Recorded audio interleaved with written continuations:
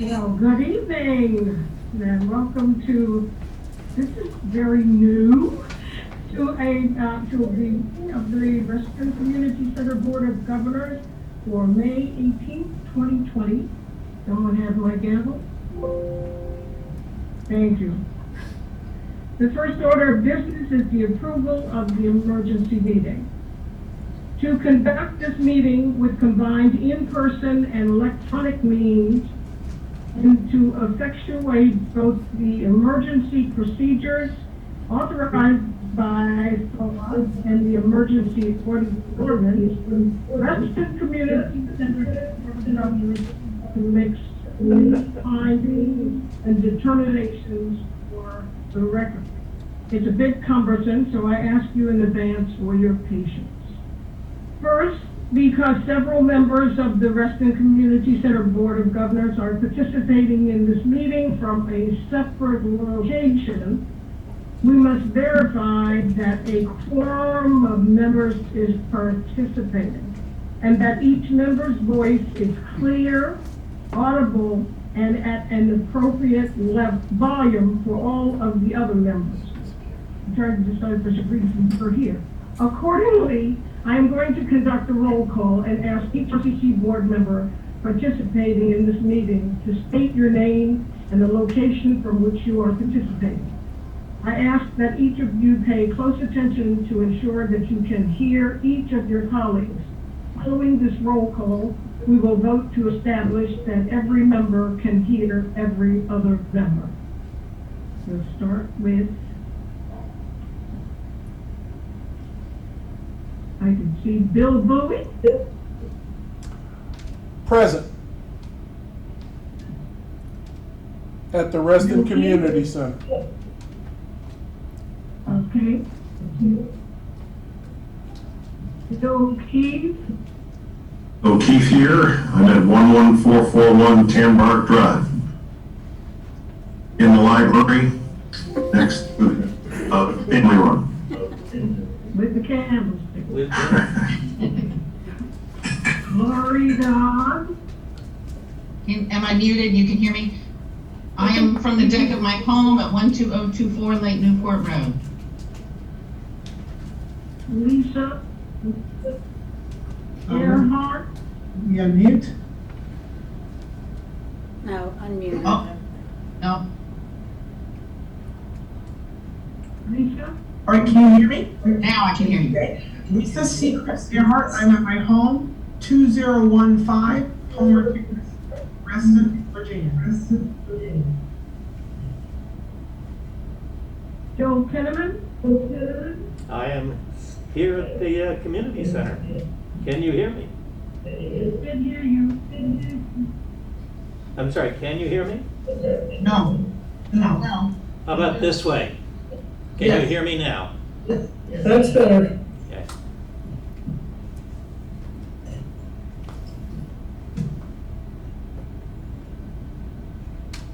That was all you had to say, Bill? I said I'm here. You need to address it. It's- He's here at the Reston Community Center. Okay, he's at the center. This is in no order. Vicky Wiggert. Vicki Wingard is here at the community center without a haircut for 2 months. Okay. Paul Thomas. Paul Thomas is here at the community center, and I cut my hair yesterday. By yourself?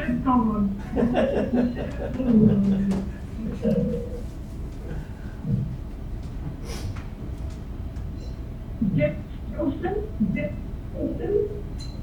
I'm here at my office in my home, 11286 Spyglass Cove Lane.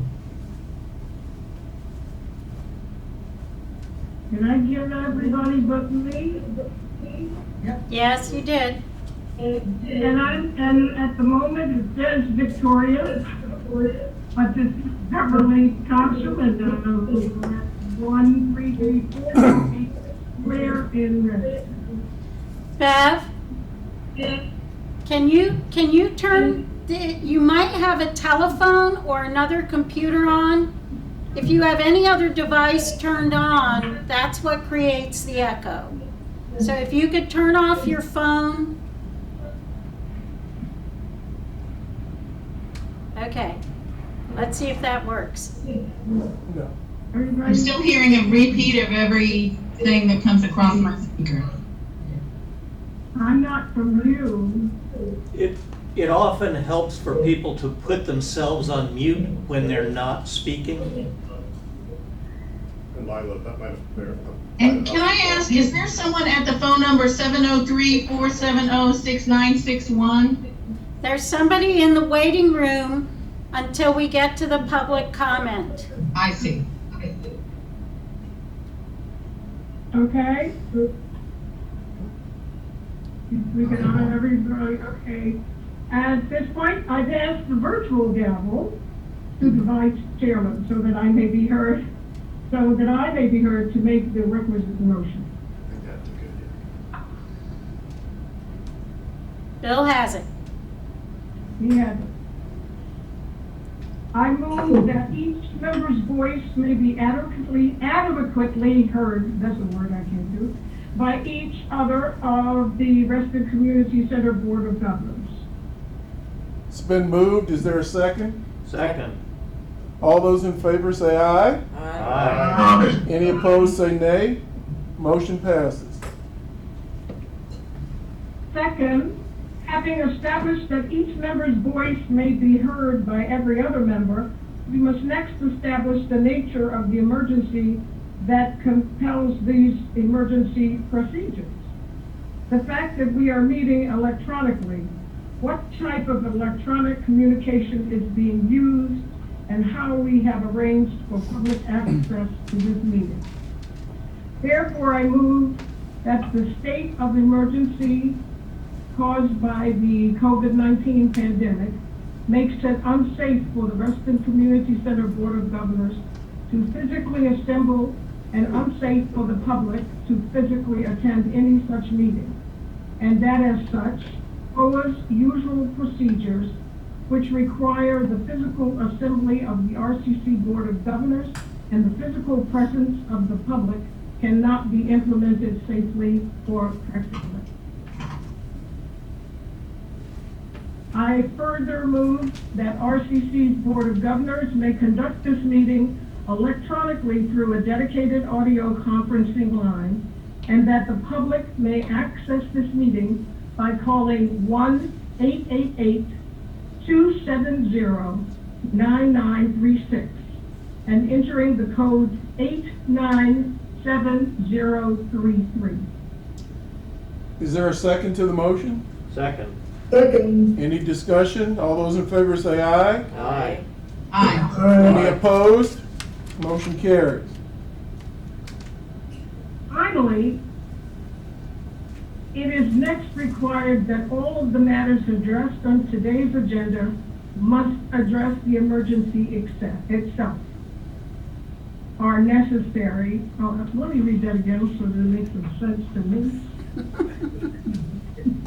It didn't just then.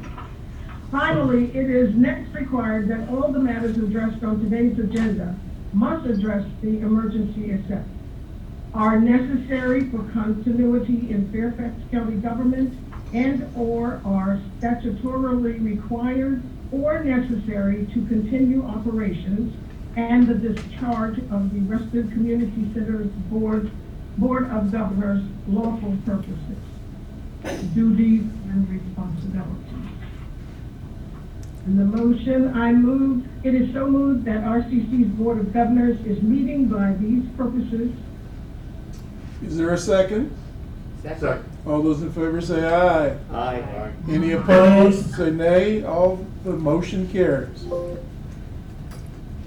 The Board of Governors will be discussing the revised budget outlooks for the agency for FY21 and FY22, as well as program services adjustments being made to address the COVID-19 emergency. Board issues in progress will also be acted upon, including acceptance of March meeting materials. An explanation of how agenda comports with continuity in government. First, the Community Center is convening this meeting to enable the Board of Governors to fulfill its legislative mandate with respect to governance of Small District 5. Vice Chair Bowie returns the gavel virtually to Board Chair Caution. Give me back my gavel. And now we need approval of the remaining agenda items. Approval of the minutes and board act of the minutes for March 2nd, 2020. So moved. All those in favor? Aye. Those opposed? We're supposed to Next announce. is approval of the March 2nd, Makes the 2020 motion board every actions. second. Oh, okay, By name. right. So moved. Second. Second. Okay, so, All those in favor? Aye. you have to say aye. Aye. So when Aye. people are making the motion, Bill reminds me, you do have to state your name for the record, please, because people are possibly listening on the telephone and they can't see you. So please say your name when you make the motion, and please say your name when you second. Gotcha. Karen, did you get the motion? I did. Which one do you need? Do the first and the second one. Bill Penniman, motion for it, and then Paul seconded. And then the next one for the board actions, it was Paul and then Vicky. Thank you. And when you speak, board members, say who you are, please. This is all very interesting, seeing and not knowing who you are. This is Board Chair Beverly Caution, and the next order of business is Chair's remarks. I'm just glad that we are here and we are all seemingly well, and we will make it through this, whatever this really is. We will get to the other end, and I hope life at home is not a torture for you. Even living with a 4-year-old, it's not been that bad. Because she, for some reason, she accepts that everything outside where we cannot return to, especially Lila's house and the swimming pool, she accepts that they are all sick, and when they are well, we can return. So it's not been a real problem. So it's been really fun. My daughter is not happy because she was teaching at the preschool, and we're watching her babies grow up online. So when they finally go back, they will not remember her. It's amazing, because some weren't even walking when she came up. Just started, right? Okay. Next order of business is the introduction of the visitors, and callers are online in a virtual waiting room. And There's nobody, Brian? So apparently we don't have anybody in the waiting room. There is no one in the waiting room. Then we won't have any citizens' input. Nope. Is that? Oh. Just like a regular. Next, and the next order of business is the March 9th CRPP meeting. And Bill Keith will give us that report.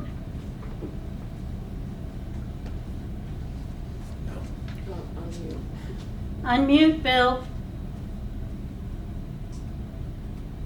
Again, You both there. Bill? Bill, we cannot hear you. Your microphone is muted. Oh, hit it once. Only once. Do it again. One click. There. There you go. There you go. Okay, all right. That's all right. So what, I'm sorry, I don't have the minutes here, or I don't have the meeting. What was this, Lila? March, so if you have them, take a look at them. These would be the minutes of the joint meeting held on March 9th by the Community Relations and Program Policy Committees. This is a summary of the actions that, the activities that we undertook in that meeting. There was discussion about the COVID emergency that was beginning at that point. Dick asked about what we might be doing. We discussed the fact that the county would direct the strategy, that we had an emergency plan in place, but that we would likely be amending it as we went. We also discussed the draft operating guidance memorandum on capital facility development, and that was moved forward to the full board for reconsideration on April 6th, which came and went. And then the staff proceeded to provide input with respect to the ideas that were presented to us at the community engagement session of February 10th, which seems like it was a year ago now. And we discussed some of the different things that the community brought forward and staff responses to that. Then we heard from the public, and most of the public input revolved around what might or might not occur with respect to a performing arts venue. Thank you, Lila. So, do we have a motion do we need a motion to approve? Yes. Yes. Yes. This is Bill Penniman. I move that we approve. Bill Bowie seconds the motion. Great. All those in favor? Aye. As the minutes note, I was not able to attend the meeting. This is Laurie Dodd, so I am abstaining from voting on the minutes. Right. Turn your mic on, Lisa. All right, sorry, you can hear me now? Yep. Yeah. Okay, sorry, I'm doing, but pushing twice. I wasn't at the meeting either, so I'm abstaining from voting. So the minutes will reflect that Lori Dodd abstained and Lisa Earhart abstained because they didn't attend the March 9th meeting.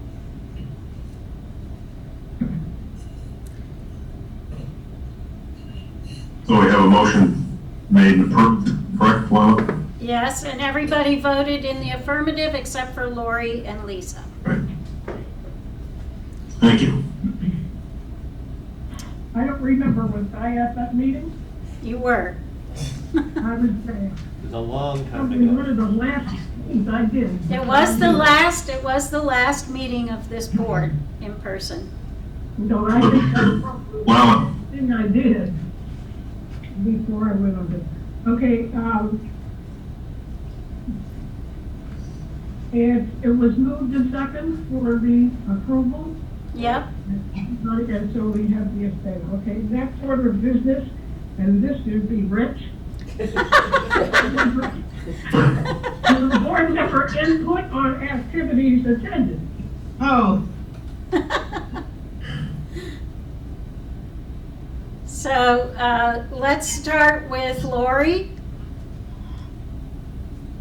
All right, am I muted? I'm not muted. You're good. I must admit that I cannot recall participating in any RCC activities since our last meeting because of the pandemic. Okay, we'll move on to Dick. Mr. Stilson, I also have not hardly left our house except twice and for walks on the Reston pathways. So I have nothing to report on activity, on RCC activities. Bill Keefe. muted, okay, good. Good. Yeah, since I was in Florida for most of that time frame, playing golf, I didn't have a lot to do with RCC. Although Betsy and I are putting together a lunch for the homeless shelter tomorrow for 60 people. Wow. And putting together the whole repertoire, so we're busy with that.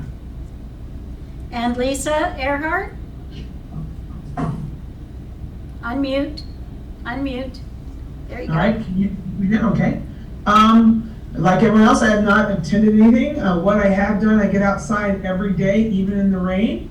The Reston pathways are clear, other than a lot of goose droppings. There's a lot of geese, but a lot more Restonians than I've seen ever on the pathways. Most are wearing masks. A lot of dogs, a lot more dogs than before. I did run into Bill Keep about 3 weeks ago on one of our evening walks. But I've been riding on the WNOD trail, trying not to go too far from home because my fear, or don't have an accident, thinking I don't want to go to the hospital. So riding carefully, but getting outside when I can, getting home, and when I grocery shop, mask and gloves, and I'm in and out quickly. I try and pick a time when I know they're gonna have eggs, and there's very few people in the store. In and out. So that's what I've done. Okay, and in the room, Mr. Bowie? I've had an active lifestyle. I'm on at least 2 long conference calls every day concerning either something the governor has said or the chairman has said, and trying to deal with parks and coordinate with all of the other jurisdictions. So, been very busy, and it looks like we're going to start because of people's reluctance to not to park illegally. We're probably going to open up some parks starting on Wednesday, but all of the group settings, 10 or less, all of that will be enforced. I have no way in hell to know how we're going to do it, but parks will start opening up on Wednesday. Mr. Penniman? I've actually been busy with lots of phone calls, lots of Zoom calls, and lots of other things, but related to the RCC, the topic here. I attended by Zoom the first meeting of the Reston Comprehensive Task Force that was appointed by our Supervisor Alcorn. Our new supervisor, Bill Keep, who was also in I'm attendance. sorry I missed that, yes. Thanks, Bill. That was the extent of the excitement so far. But actually, that one will be meeting every 2 weeks is roughly the plan for a year or a year and a half. That it? Mr. Thomas? The biggest thing I've done, somewhat related to RCC, is working with the South Lakes PTSA's food pantry that are still working on getting food, collecting and distributing food for those who need it. So just keeping on going with that. Awesome. Nothing else really RCC related. Vicki? Wingert? Again, just staying home, laying low. I've noticed that the pathway in front of my house is like the freeway now. People constantly walking through, which is good to see. Good to see lots of families together. I have a profound new respect for the teachers in Fairfax County school system, as I've been working with a second grader, seems like sometimes a 2-year-old, to do distance learning and coping with the distance learning system, which has been a challenge.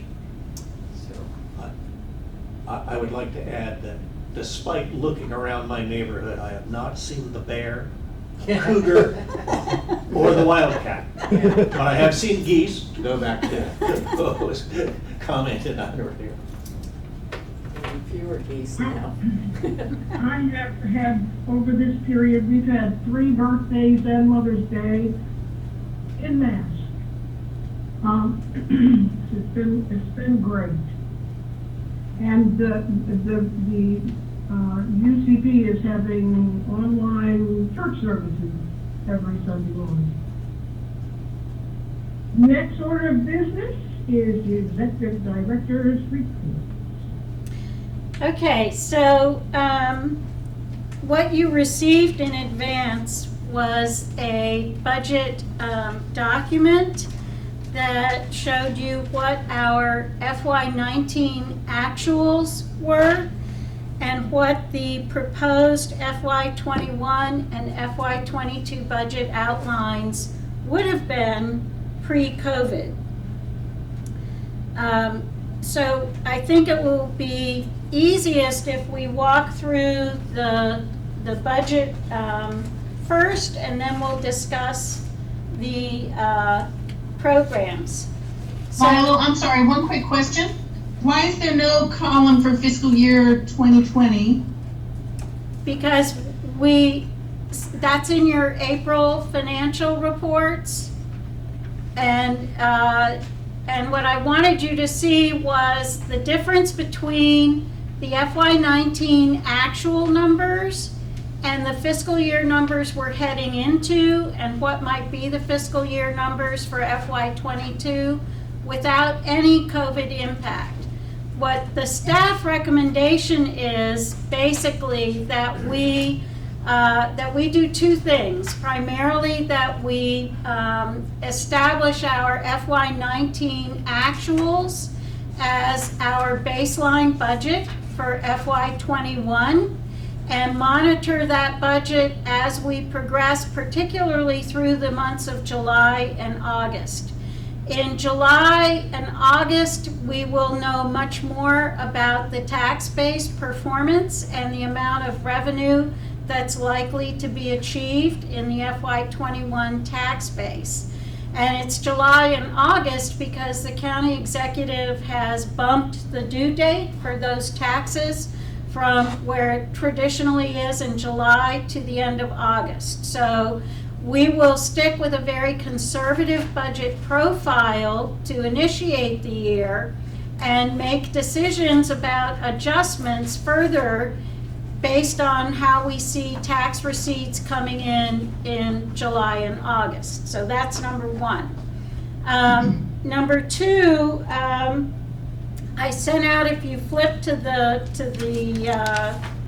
budget document that I sent out today, we anticipate for FY20 that when we finish our spending for, Brian, this will be in the, This one, go to the end of that. into this one. Yeah, keep going. So you have the April financials. That's more for your own reference. That's the detail for the April financial report. And then following the capital equipment page for that, you should see the next page. That's the last page. Yeah, it's a separate, I think it's a separate It's a document. separate It's a document. separate document. Did you email it to Brian? Brian might not have it, because Okay. I sent that out. So everybody should have. Sorry about that. That's all right. So you should, everybody here has it. Yes, that's right, Lori. That's the one. You should have it. It's labeled Reston Community Center Financial and Program Planning. It's a Word document and it's budget data. And it basically breaks down where we expect to be at the end of FY20, what that will result in terms of our beginning fund balance in FY21, which is at the top of that second column, and then notes. So in the far left column, you can see these are estimated numbers. I didn't go all the way out to the decimal point because it's just not worth it. It's a rough estimate. We will know more, of course, as we head closer to the end of the fiscal year. But it's based on spending through April, which is why I included the April monthly statement, so you can go look at that in detail if you want. And then what we anticipate spending in May and June to finish the fiscal year. So we anticipate, given all the refunding we've done, there is no more refunding to do in the FY20 balance sheets. All of the revenue that is now achieved is our real revenue. The refunds, just so you're aware of them, We refunded about $47,400 in rental revenue. We refunded $27,700 in ticket revenue.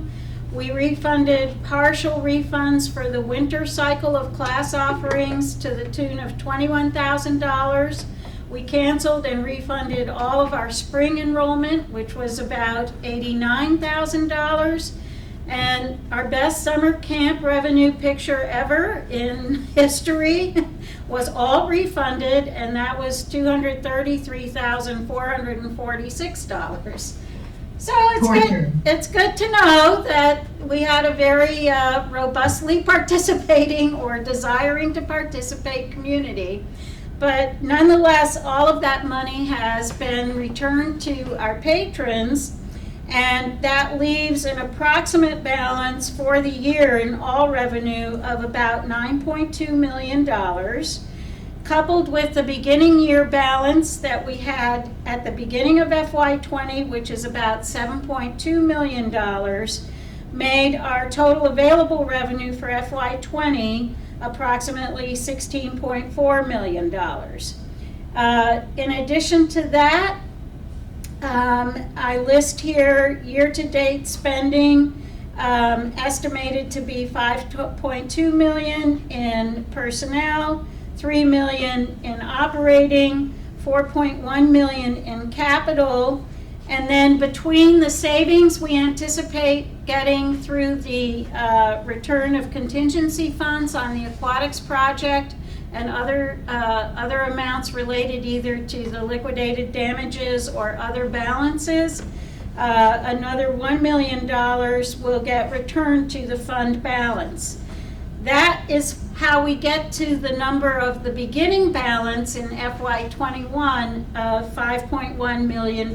You see that at the top of the next column, and you see some detail about where we can possibly achieve savings, and the note that about $800,000 will be coming back in the contingency funds that will get returned from the aquatics project. Then, as you recall, I suggested in an email at some point during this period of time that we would be basing our planning on a projected revenue from taxes estimate reduced by 25%. That number is a combination of our historical revenue drop that occurred in the 2008-2009 recession. That those couple of years, 8 and 9, fiscal years 8 and 9, we experienced between 11 and 15% in drop back of the tax base valuation and revenues that derive from it. So it seemed, given the parameters of this disaster, that 25% loss in revenue was an outside magnitude of the potential loss on the valuation of the tax base that currently exists. Remember, the valuations lag by a year. So this year's tax base and the tax bills based on it are really based on the economic conditions of a year ago. So it's not going to be this year that we're likely to see the real impact of COVID. The real impact will occur over the course of this year, and then will show up next February's valuation of the tax base at that time. So nonetheless, if people don't have jobs and people don't have money, they may not be able to pay their mortgage, so I don't think it's wise to expect 100% of that tax base revenue to come in.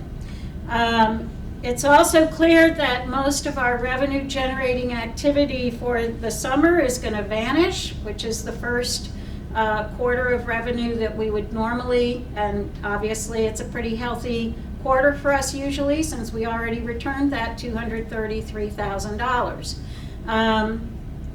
So given that revenue is gone, and we will, regardless of what we offer, whatever we offer in the summer or offer in the fall, will have to be circumscribed by social distancing and reduced class maximums. We will have to have a footprint on the theater seating chart, for example, that will reduce seating to between 50 and 80 people if family members sit together. We have to wait to see if the governor changes the restriction on gatherings of more than 50 people. So if that's the case, we will restrict the number of people in the theater and in the community room to 50 people. So that's why projected revenue from fees is decreased by 50% to be as conservative as possible with that. And that results in, if you see the running balance, then in the middle column, total revenue picture of 11.9 million. And then we projected the costs based on, this is why you have the FY19 actuals to use as a point of reference. We used that. In addition to which, we FY19, as you recall, we had no pool operations, so we added the 800,000 just to give us a possibility of what the cost in new aquatic spending for staff might be if we do operate the pool. And we absolutely have to replace the website. We anticipate if we are back up and running by next spring, there's some cushion offered in here to accommodate added programming next spring, the concerts and other things.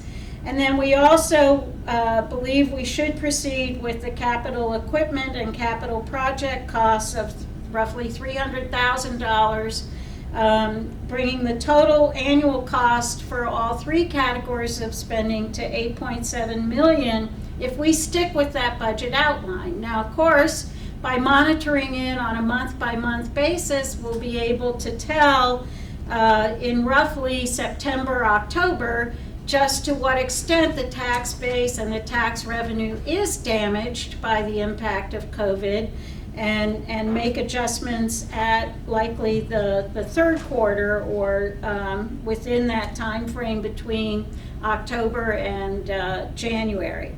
So the running total on the fund balance then, once you take all the expenditures out of the 11.9 million, leaves us with a fund balance of 3.2 million to start FY22. I don't think, given how much uncertainty there is in the economic forecasts and data, or even the knowledge about what will happen with COVID, that it is worth constructing the FY22 budget outline until we get to September and have a clearer idea of the tax base performance. So I would propose that we modify our FY21 spending approach to hew closely to our FY19 actuals, paying close attention to our revenue and managing our expenditures, particularly in the coming summer months, when I'll talk a little bit about the programming impacts of the closures and the government edicts, and then reevaluate our position in the context of what we learned in July and August. We do still have to have a public hearing, and I would propose bumping our public hearing date because there's very little of meaning that we could really present in a public hearing until at least we get past July and see what the first tranche of tax revenue is in July. If we're less clear at that point, I would suggest even possibly bumping it to a point in early September. We're required to submit our budget, our FY22 budget in September, and I would like to have that public hearing as close to the date of submission as we can get, because if we do it in June or we do it in July, I don't know how valuable the information is going to be. So that's roughly where our budget parameters are. Lila, can I ask one question? Sure.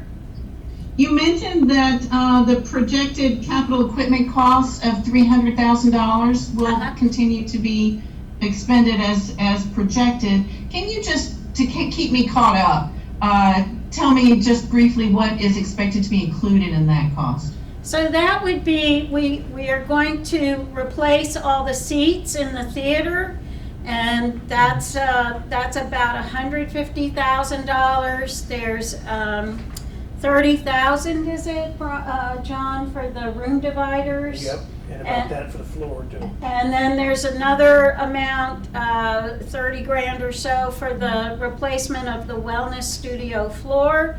And then there are other elements, the theater seats. We're also going to be putting hearing and new hearing, assisted listening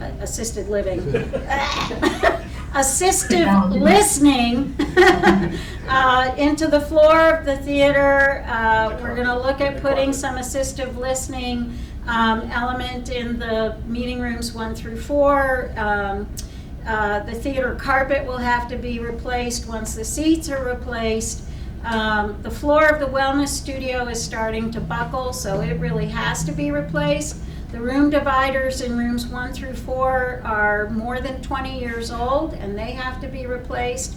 And what our experience has been in economic downturns are that they are absolutely the time, if you can do it, to do capital projects.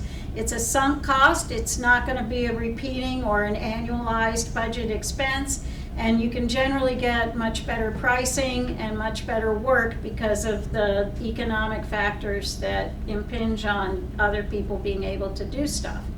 And you don't have to interfere with ongoing use of the facilities if we're not using them. Right. That's perfect. Thanks. Exactly. So, any... I have a technical question, if I may. Yep.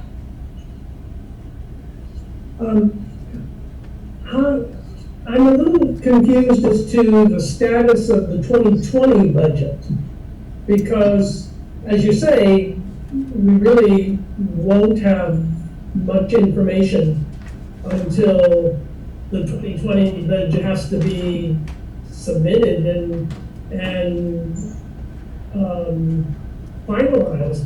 And yet we really won't know much about the second half of the 2020 outcome.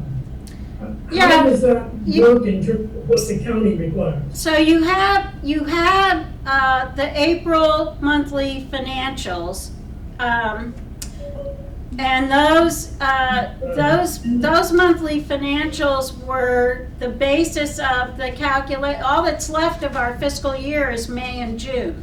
So we know what we've spent already. And then we took, I looked at all of our existing purchase order obligations and likely programmatic obligations. And I looked at our payroll cost for April was roughly 400,000 and change. So I added $1 million to cover all the payroll that might occur in May and June, although I doubt that we will be spending that much money. And that was the basis of those estimated expenditures in the budget year column FY20. That's how I came up with the net fund balance of $5.1 million remaining at the end of fiscal year 20. Okay, and the estimated 25% reduction in tax revenue. You're breaking up, Dick. You're breaking up. Dick, you're breaking up. Can you get a little closer to your computer or? Yeah, I can try.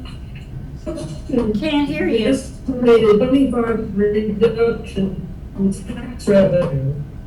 And what is consistent with the county is projects as impacts are concerned for the whole county. Dick, I still can't hear you. Would you consider typing into the chat box and let someone else read your question because of your technical problems? All right, how do you do that? Oh, chat. Okay, I'll click on chat and see what happens. I clicked on chat and I. Actually, Now if we you can hear just, you. now, Dick, now we can hear you. If you can just stay very close to Okay. your computer microphone. Okay, Oh, okay. I don't know what was happening. Anyway, you can hear me now? Yes? Thank Okay. My question was about the estimate of a 25% reduction in tax revenue and whether that was consistent with county projections of property taxes for the whole county. The county hasn't made any projections with respect to how property tax revenues will come in. Their projections, they are projecting big hits in the areas of B-poll tax collections, in quite possibly sales tax, although they also note that the amount of purchasing of toilet paper has been really, really extreme. But they, in all seriousness, they took their biggest hit basically when the interest rates were knocked down to practically zero. That was a cost to the county of about $25 million. Now, that's on the debit side. They're not projecting a lot in terms of how the tax base is going to perform from a property tax perspective. And I suspect they're going to do a lot of the same thing we're going to do, which is to wait and see how taxes come in. Remember, most of that tax is collected. People don't actually pay it on a monthly basis. It's rolled into people's mortgage payments, and I would imagine that there are similar kinds of strategies with commercial property. So it's unlikely that they can project something with any certainty until we see what the receipts are in July. No, everybody is. Get really close to your I microphone. don't think distance is gonna matter, No. no. The thing that the question that occurred to me is that by considering this coming recession, or recession that's already occurring, as to the one in 2008, is probably not right. The causes of this recession is really different. And my guess is that it will not be as severe as the one in 2008, 2009, because people will work more quickly. The recession was an recession. This is an extraordinary event that I don't think you can say much about with regard to previous data. Okay, well, that would be great news, but I mean, I don't, I don't think it would be wise to count on 100% of our projected revenue. And I think, given that we're only going to be waiting for about 2.5 months, perhaps, that we will be able to adjust and pivot quickly if we have the capability of spending more. On the other hand, I also think at that point, if we find that's the case, we should also be considering the lag effect of the impact of this and the potential of a rebound effect if there is a rebound on the virus. And so I'm not sure that we should be too sanguine about the possible performance of the tax base until we really get a better picture of what the virus behavior is going to be and what the lag effect on real estate values might be as a result. I agree. Sure, with nobody, and I affected the monetary fund also. Dick, I think you're going to have to use the chat. Can't understand what you just said.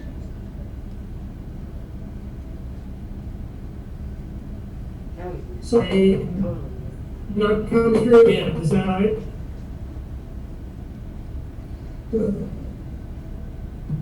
Anyway, the question We can't hear you. So much trying to get, I don't think it does, no change with it. I'm just telling people that these works projections, and hopefully, we can remind the citizens on us. Okay, I think you said something about hope.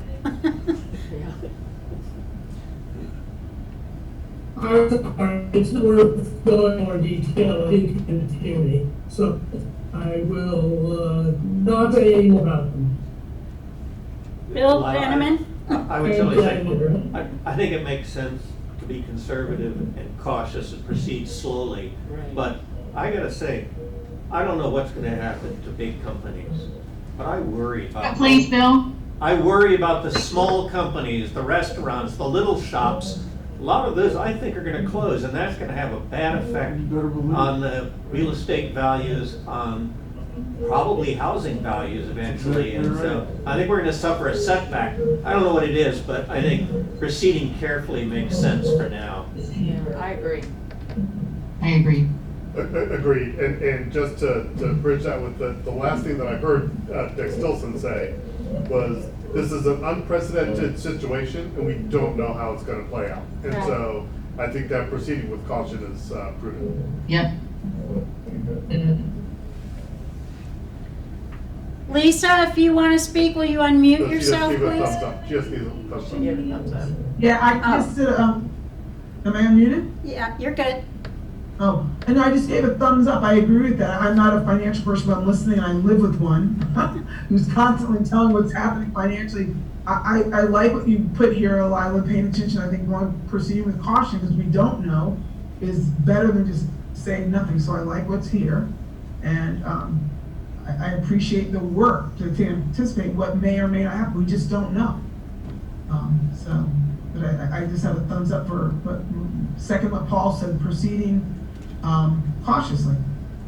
Yeah, I think, it's always easier to spend more money.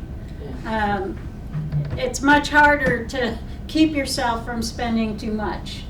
And so I do think, the relief to me is that we have sufficient reserves and sufficient value in the tax base to carry us for a fiscal year without being, really hanging on by our fingernails.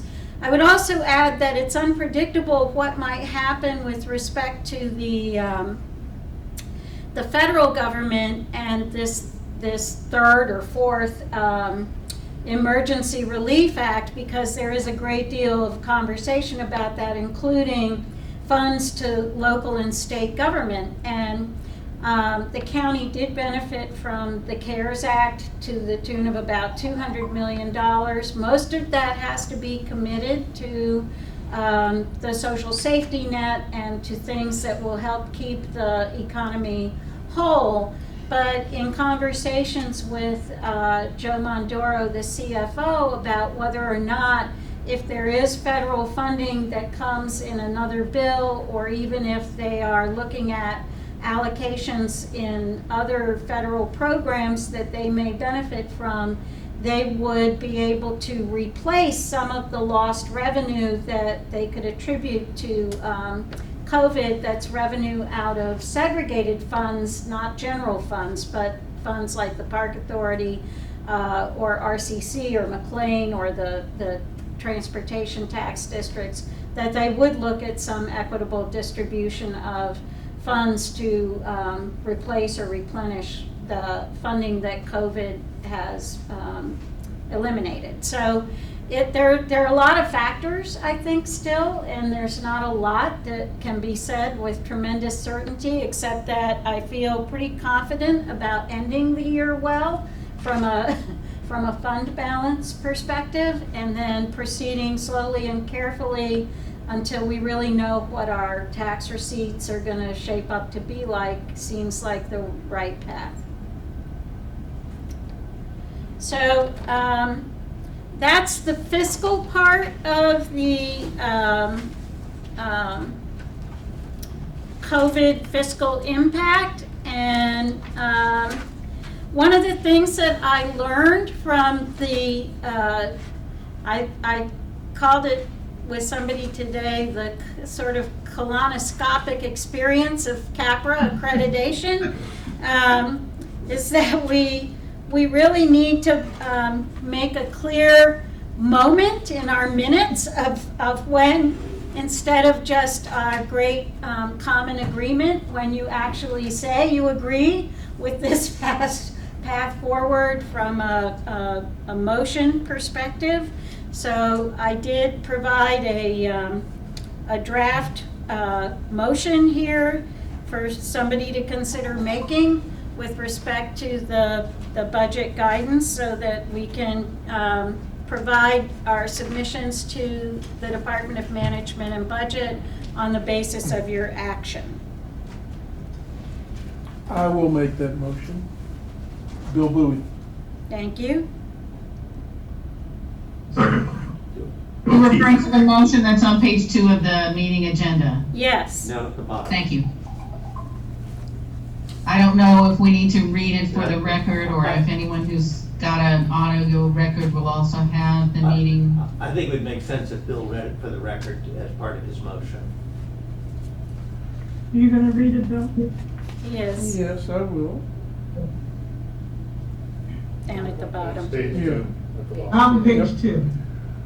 I make a motion that the executive director continue to manage the budget processes with respect to RCC's FY21 and FY22 budgets to preserve the agency resources, provide program services expected by the community based upon the best Please, available clearly. financial data, and with the goal of continuing to provide high-quality programs and services Brian, would you that are read Dick as, Stilson's? that are as broadly accessible to the resident patrons as feasible. Second. Paul Thomas, second. Beverly, would you call the question, please? There's been a motion, is there a second? It's been seconded. Been seconded Paul. by. Paul seconded it. Paul Thomas. Oh, because Bill broke up, I couldn't hear what was going on. Has been moved in second, all those in favor? Say Aye. aye. Aye. Aye. Aye. Those opposed? Was there an opposed? No, no opposition? Okay, so the programs, I just want to briefly describe a couple of things that that we're doing. Obviously, the accreditation visit occurred. Yay! Yay. We had an excellent result for that. We will not know, we will get the report in 2 weeks, the official report, and then CAPRA, the commission, will review that report, and if they have any other questions, they will ask us. When CAPRA gets back to us as the commission, we will have 30 days to respond to that. And then, Can I ask real quick, do they feel that the accreditation process was able to be fully completed despite the pandemic conditions? yeah, we, No impact? well, there was a huge impact. I mean, it was actually a lot harder to do, because when the people are physically present, they sit in a room and you can sit with them and you can show them right on the computer exactly where the county's procedural documents sit in the intranet environment for Fairfax County. And you can just pull up the document, they can see it, they mark it off, they say thank you. With this, for the whole first day, we had to download the document, turn it into a PDF, and then upload it, rename it with the standard number, and put it in the Google Drive folder for them to see it and verify that they saw it. So it was a lot more time consuming. And I think because the visit was virtual, ironically, instead of being able to enjoy the community and to see the facility and walk around and see, like we had to take a lot of pictures of where we have signs posted, where we have things stored. We tried to share videos, the videos, thank God we had the YouTube platform and could share the videos of the community and our relationship to the community. So I think it's, in some ways, I think it's a more focused process because there is no party to distract them. There is no, we didn't get to have all our partners here saying how great we are. So it really was a magnifying glass on all our documentation more than. And I don't know if there's any way in anyone's budget to work it out, but when things get back to normal, wouldn't it be lovely if there were a way for some of those folks to have in-person visits to see what we really did? They said they really missed it, that they got such a good feeling about Reston from this experience that they really felt sorry they couldn't come and see the community. So yeah, that was sad. But on the upside for that, it saved us about $10,000 in airfare and hotel expenses and reception expenses. So that part was good. And they were terrific visitors. They were very thorough. They were really knowledgeable people with very extensive careers. So it was, and I think the staff experience of it was a little nerve-wracking, but it was very helpful and informative. And there are definitely things we can do to improve, and that we will do. And there is the value of this process is that it sets up a great roadmap for how to keep track of everything going forward, so that the next accreditation process in 5 years will not be quite so mysterious to the people doing it or difficult, because we'll maintain it on an annual basis. So the folks who are here tonight, you could see maybe on the way out, we'll show you all the amazing work that's been done in the storage room, all our storage areas, all kinds of cleaning that's going on. It's our facilities are going to be as clean as they were before they were built. I think they're so immaculate. We will have the primary in our facilities on June 23rd, so we will be preparing for that. For the 6 people who don't have mail-in ballots? Yes, for whatever, at least as far as we know at this point, we will be doing that. The punch list, another silver lining of this, we have not had to push or hurry or do in 2 weeks what really actually has turned out to take about 2 months more of work. In order for that work to happen at the highest level of quality, we basically turned off the liquidated damages clock at January 27th when we reopened to the public. So liquidated damages will have accrued from, I think it was like November 10th or 11th to January 27th. And then we really wanted them to take their time with this. There was no way to predict for things like, plumbing parts and stuff like that, the supply chain kinds of issues. But we're very close to the end of the whole punch list. And so that's been very, very good consequence. Lana, do you have any sense of when the pool will be open to the public? So Bill's Just question wondering when is, it's going to be open to the public, if she has any guess. so our target date for opening our facilities right now is July 6th. That's the Monday after the 4th of July weekend. Unfortunately, because people are being so stupid and going out without any thought to social distancing all over the place, I hope there isn't a sudden rebound effect of how people are acting now that hits us right at that moment in time. But that's what we're targeting. The punch list, the pool ending point is targeted for June 14th at this point. They think that's when they'll be all wrapped up, tied up with a bow and ready to depart. So there's plenty of space against that July 6th target open date. We have to develop, all county agencies have to develop a reopening to the public plan. We've never been closed because we're working the whole time that our buildings have been closed. But we'll have to stand up a staff safety plan, a patron safety plan. Much of this we've already done when we started looking at trying to redesign programming to stay underneath that 10 people per room or 50 people in large gathering spaces. There's a timed ticketing entry process that the box office is working out.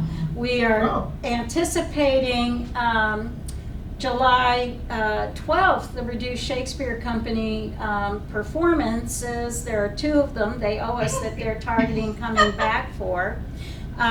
So that would involve 50 people in the center stage and then setting up the community room for a live feed so that we can serve more than just 50 people per show then. So that's sort of, and we're filming concerts in the center stage to release 1 week at a time in June to replace the Take a Break and the Summerbration and all the concerts we would have been doing already in May and June. We're going to see about what we can do for July in terms of those outdoor concerts. Reston Town Center Association is not sure about outdoor gatherings in July. They've had a mix of artist cancellations and then also some apprehension about how to control crowds. Their public space is much larger than is at Lake Anne, for example, or at the Wheelie Plaza area. So we are in a sort of a wait and see period on the July concert schedule. And hopefully August will present a much clearer picture in terms of that. We're looking at trying to offer, we will take away the notion of drop-in for whatever we offer in the summer and the fall, because that's too ambiguous and you have no way to control that. So we're going to make all of our drop-in formats either a facility reservation for an hour in a lap lane or a registration option for going into a fine arts class or something like that. It'll be a much more focused schedule. We will not print a fall guide. We will not print. We will not distribute. We're not mailing the summer guide. We couldn't stop the printing, but we aren't going to mail it. And that's going to save a considerable amount of money as well. We will do the preference poll. That can all happen electronically, so that will occur, and we will roll that out on the same time frame that we normally do. We'll push fall registration from August 1st to September 1st. That will give Reston patrons an 8-day window like they would normally have to enroll before anyone else. We have no programs that start before September 8th, so that allows us the greatest latitude in terms of making adjustments to what we can offer as we get more and more information about what's allowed and what people can do.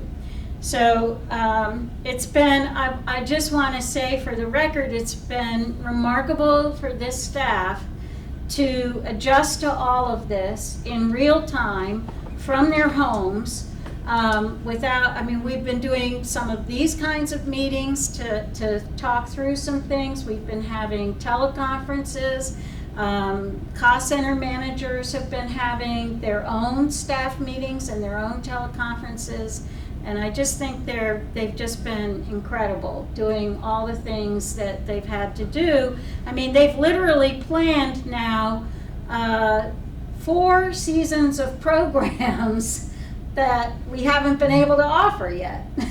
2 summer camp cycles and 2 fall cycles have already been planned. and they'll still have to refine and adjust as we move into the reality of what summer and fall is going to be like. One thing I wanted to be sure also to mention is that one of the ideas that Karen Boucher came up with, and that she and Pam Leary have been working on together, was this notion of reaching out to our older patrons who are likely to be the most isolated and least able to get out or to connect with other people, and making phone calls. So in the first half of May, they've made calls to 234 patrons. This is our customer service staff and our program staff. 123 of those didn't answer the phone, but several did call back, and yeah, you know, that's how bad we all are about those unknown numbers. You don't know who it is, yeah. Right. So, but you know, half of them, they had conversations. I hear a lot of these conversations because they're happening at the front desk, and it's really, really, it just touches your heart, because people are so grateful to get the call and to have contact with somebody. I mean, what our staff does is basically just tell them we miss them, that we care about them, we want to know if they're okay. Fairfax County has done an incredible job on the services side. So they have all that service information that you've been seeing in the updates every day available. If somebody says, I need help with food, or I need help with my rent, or what, you know, anything, any possible question about help, they have the resources to connect that individual with support. And so that's an activity that's going to continue, and then we're going to look at what we can, what we can film for families with kids, so that they can do activities with their kids instead of murdering them from impatience. So it isn't like we're not, that we're not going to find ways to continue to serve the community. Kevin and PD and Miles Stiebel, who we work with on the summer concerts, were brainstorming about driving a truck around in the community with musicians in the truck bed and stopping and playing in neighborhoods. And then if people get too close to each other, just pulling away. So there's a lot of creativity going on, and we'll find ways to continue to push programming and services out to folks. Lila? Yeah? Question? Have you been doing the showers for the Emory Rucker homeless people? We have tried to set those up multiple times, and the big stopper has been moving people from where they are at the shelter or in the proximity to the shelter to here. And we think that once the crisis of staffing around getting people sheltered eases up a little bit, they think they'll have a better handle on having people to drive folks over here. We've set up in the aquatics schedule for reopening a 2-hour time frame from 1 o'clock to 3 o'clock to facilitate that. And we've communicated with Cornerstones and the Office to Prevent and End Homelessness on how we'll do it and how we'll manage it and clean in between groups of people coming in and out to do it. So I'm confident it'll occur. I'm not sure precisely when it will start. So that's basically where we are. The only other piece of business I hoped we could button up tonight was looking at the edit on page 2 of this Board of Governors Capital Facility Land Acquisition Operating Guidance Memorandum. This was, I think everybody was really comfortable with, the whole front page of this is all quoted material from the Memorandum of Understanding. It's the yellow section, and this was in response to Bill Penniman's concern that we not hobble ourselves too significantly with respect to how we proceed. I think the original language, you can see there, stipulated only, and this gives you a little wiggle room to think about it a little more flexibly.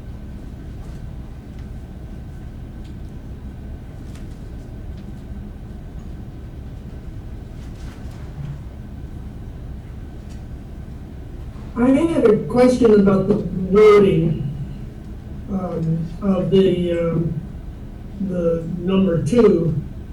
It says that the Board of Governors will maintain its commitment to existing facilities, programs, and services, but programs and services change. Can't hear you. Can't hear you. Cannot hear you, Dick. Lousy, right? This a little bit better? No. Yeah. A little bit. Yeah. Sorry, I will type in my question. Just a second. And I'm going to type it in now, and I hope people will get it.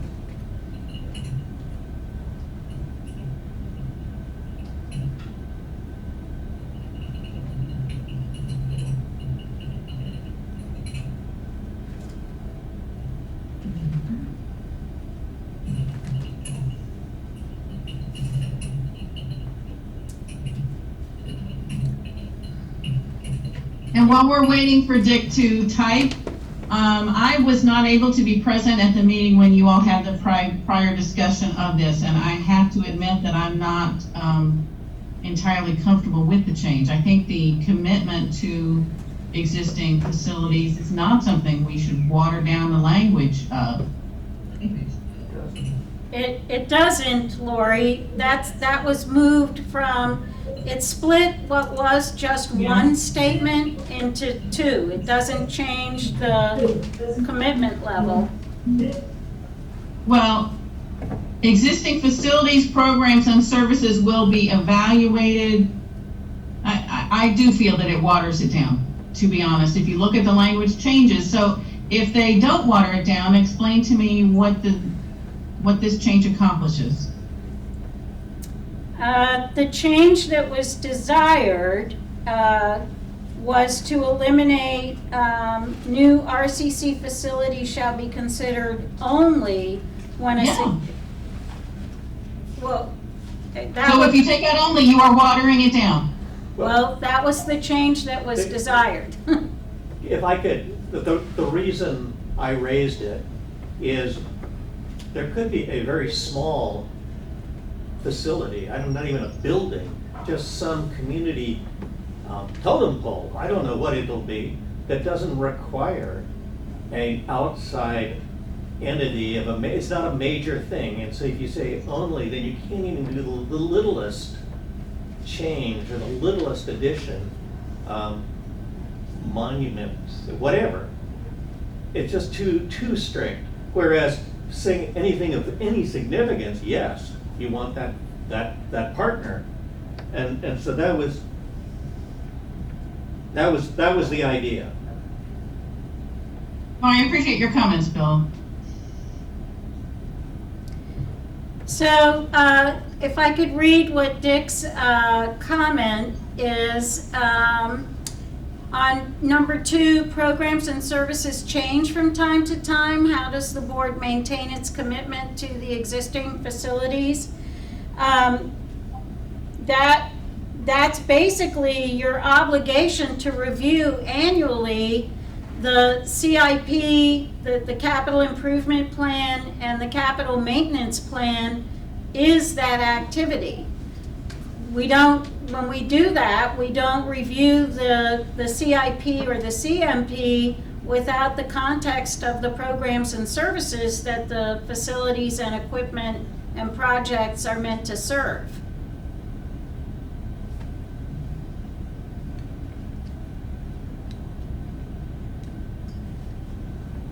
Well, it makes it seem like we didn't ever, and yet things change. Can't understand you. Can't understand you.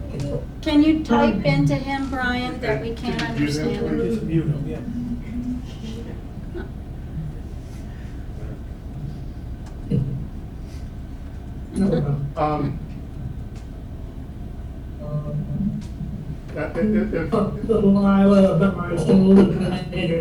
Right, thank you.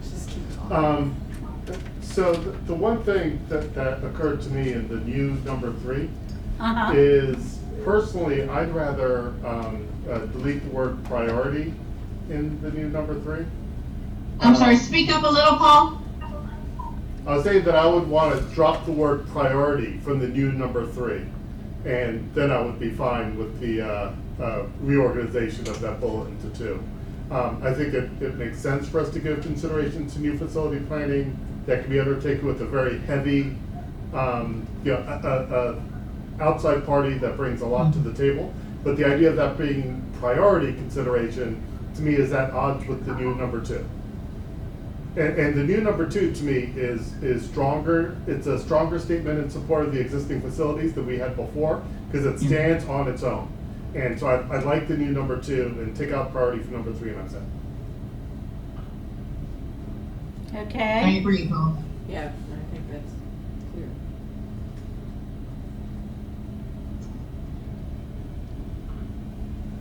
Any other thoughts? I'm trying to Our legal- Don't lose an eye. Give me a minute. Give me a minute.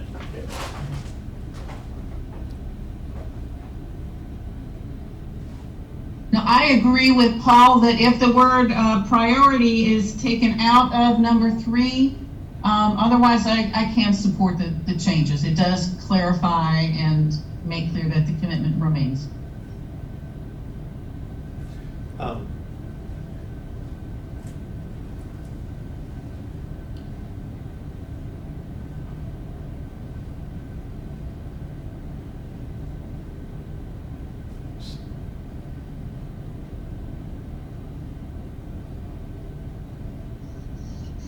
I think you should, I mean, I think the reason I think priority makes sense is, again, going to,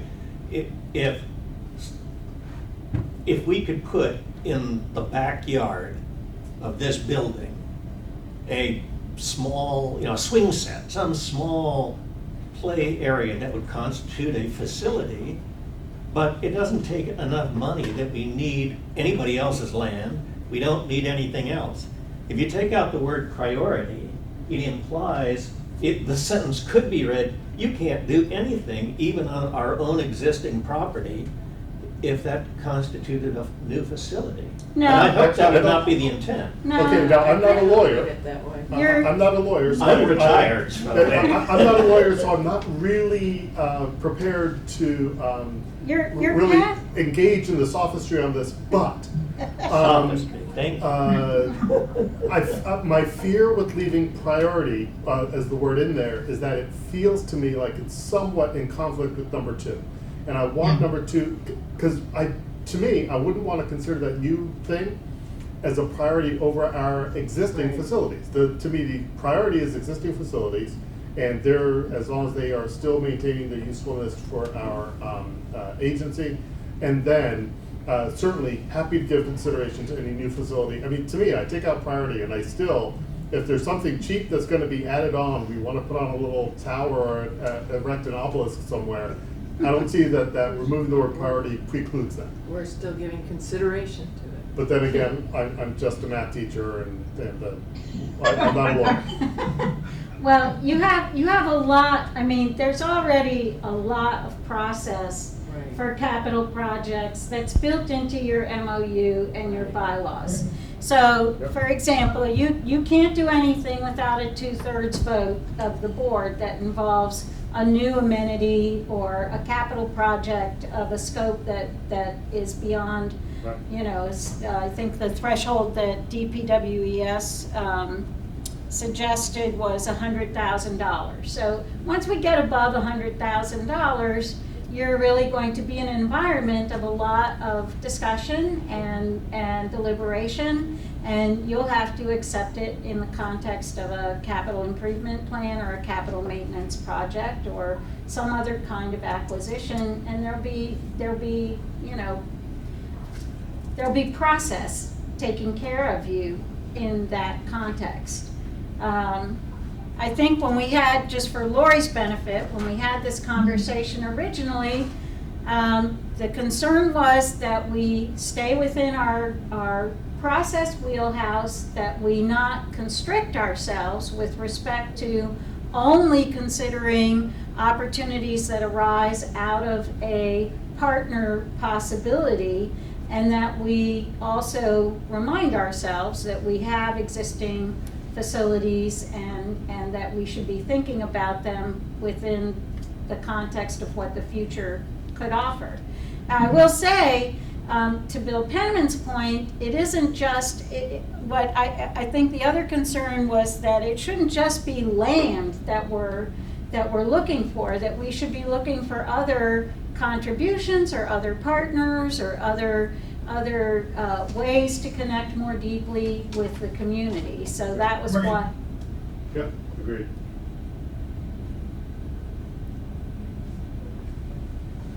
Well, there's, we can table this again. I don't know if are you hoping for a motion in order to? Yes, I am. And Can I make a motion?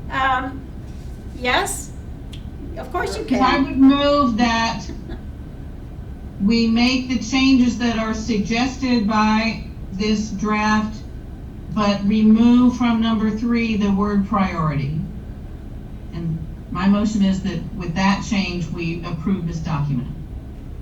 We want to Second. second comment. Paul Thomas with second.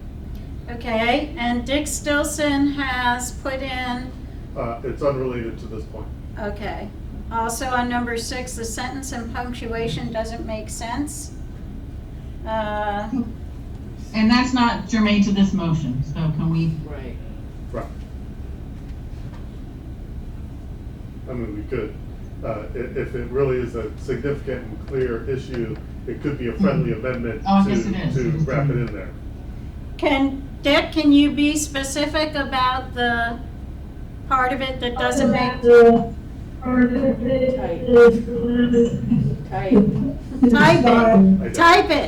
Type it, please.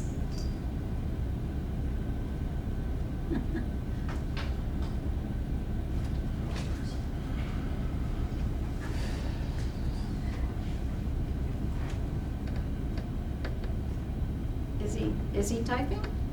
Or calling on your phone. No, don't. That'll create a horrible. Oh, that's right, sorry, that's right, I'll back it up. Sorry, my forgetfulness. You're bad. It's all right. Brian, can you type and say, please clarify? What? I think he's typing. I think No, they can hear us. that first sentence is in fact, to my eye, rather messed up. Period after So we- advisable should be a comma.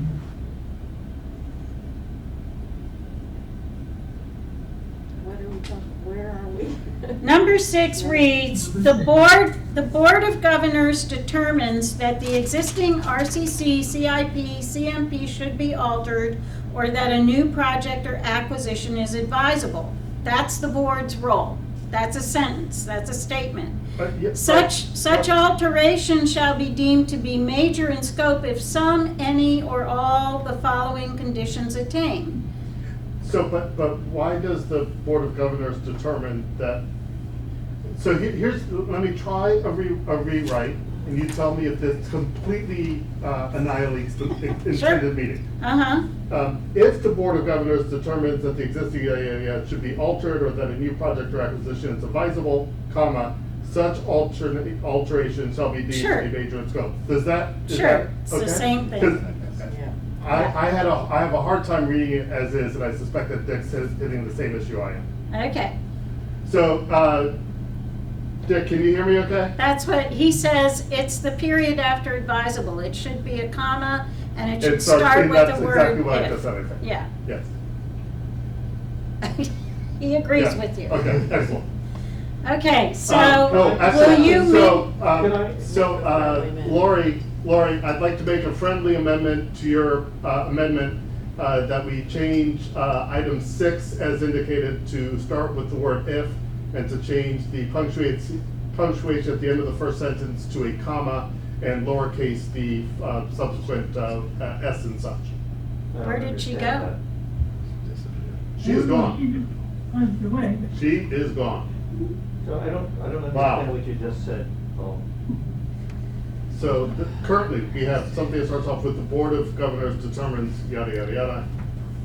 I'm suggesting we change it to if the Board of Governors determines, and then at the end of that sentence, change it to a comma and say such alterations shall be deemed to be major in scope, yada.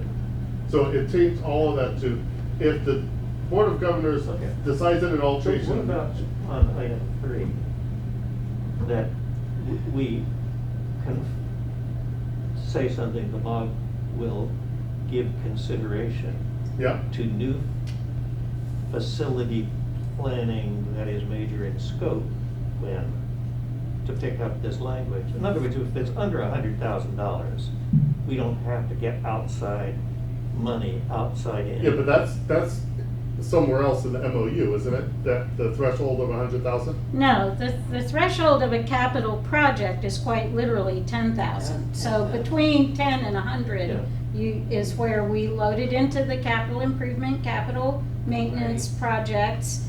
And that goes through, you do it on the existing fiscal year, the coming fiscal year, and the fiscal year after, during the summer.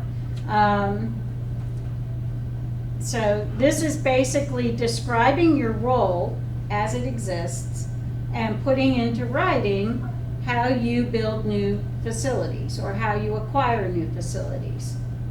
And if you take, if the word priority is in 3, in other words, you will give principal attention to ones where there's a third party who's giving you money and stuff.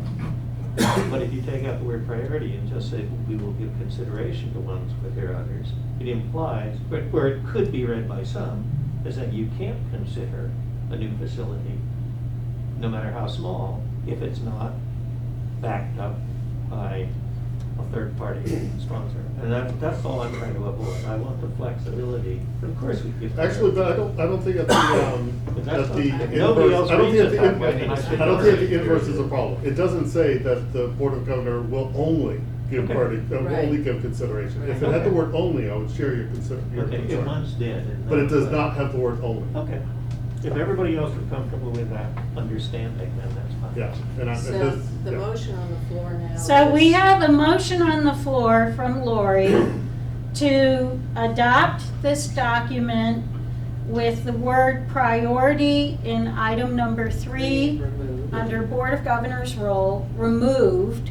There was a friendly motion by Paul to her motion to put the word if at the beginning of 6, change the period after advisable to a comma, and then lowercase s. I second that motion. Actually, no, but Lori, do you? And I would accept that friendly motion. Okay, thank you. I'm sorry, that's the next. Okay, But, sorry. yeah, thank you. So Lori's accepted the friendly amendment, Yep. and Vicky has seconded the Seconded. friendly amendment, That's- which yeah. isn't needed, but thank you. Well, it's whoever seconded her motion. I was All right. trying to. No, it's remove okay. that motion. Whoever seconded her motion is the one who has to accept the friendly. All right. So and Dick, apparently based on his notes, is in agreement with Yep. the friendly motion, nodding his head. Lori, we don't see your face anymore. I'm sorry, we outlasted the battery on my laptop. So I Okay, switched to another computer and I'm not gonna use the camera here, so Okay. I'm still But you're still participating, with but you do us. not see me. okay, great. Is there further discussion?